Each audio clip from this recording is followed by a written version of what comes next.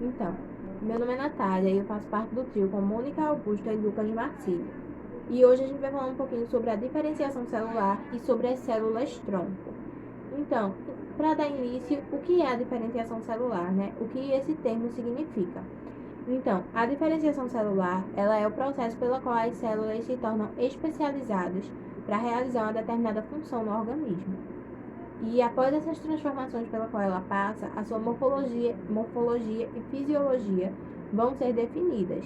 Mas apesar disso, apesar de diferenciadas, elas vão continuar com o mesmo código genético da célula primária. E aí falando um pouco sobre a formação, né, sobre como é esse processo.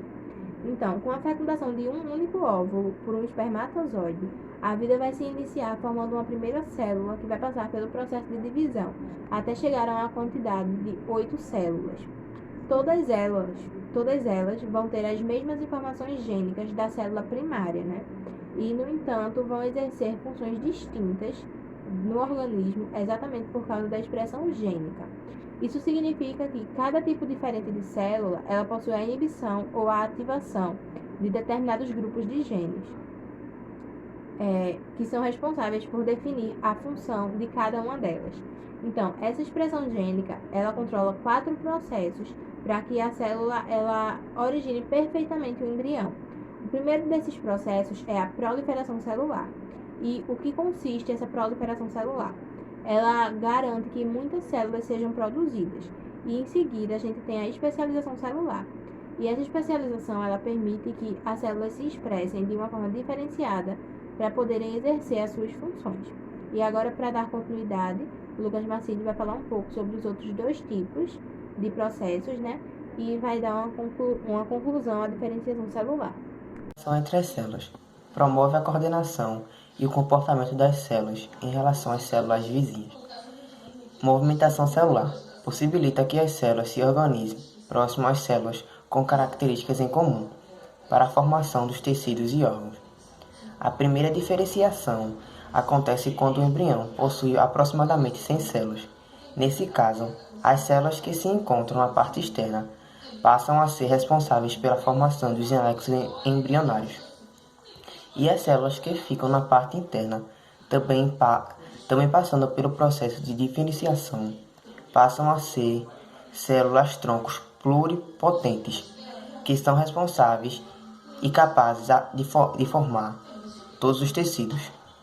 Atuação e como acontece a definição. As células diferenciadas atuam de forma isolada, ou ainda agrupadas em tecidos diferenciados, como o ósseo e o muscular.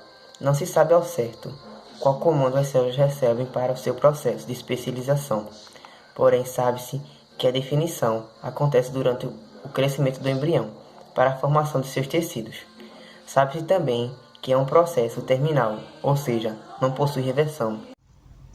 Células-tronco. Células-tronco são células que não sofreram diferenciação e possuem capacidade de autorrenovação. Além de originarem vários tipos de células, elas surgem ainda na fase embrionária e originam vários tipos de células. Essas células surgem ainda na fase embrionária e ainda após o nascimento, alguns órgãos mantêm dentro de si uma pequena porção de células-tronco, que são responsáveis pela constante renovação desse órgão. As células-tronco possuem algumas características, por exemplo, a autorrenovação, a proliferação e a diferenciação. Na autorrenovação, ocorre por mitose e geram cópias idênticas de si mesma. Na proliferação, ocorre também por mitose e garante um número adequado de células-tronco num dado local do organismo, em um determinado momento de seu desenvolvimento. A diferenciação permite o surgimento desse tipo de células distinto em termos morfológicos. Tipos de células-tronco. Existem células-tronco embrionárias, que elas são formadas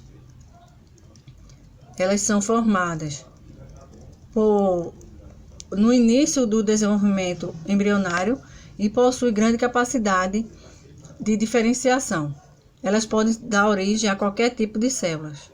As células-tronco não embrionárias, elas não sofreram processo de diferenciação e são responsáveis são responsáveis por renovar todos os tecidos do corpo. Podem ser encontradas em qualquer local do corpo, mas principalmente no cordão umbilical e na medula óssea. A importância das pesquisas com células-tronco. Elas buscam principalmente encontrar maneiras de reverter algumas doenças ou desenvolver terapias que retardam alguns processos.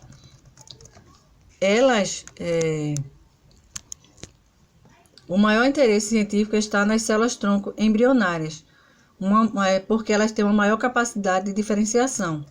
Algumas doenças, por exemplo, como Alzheimer, esclerose múltipla, diabetes do tipo 1, distrofia muscular, elas serão beneficiadas com essas pesquisas com célula-tronco.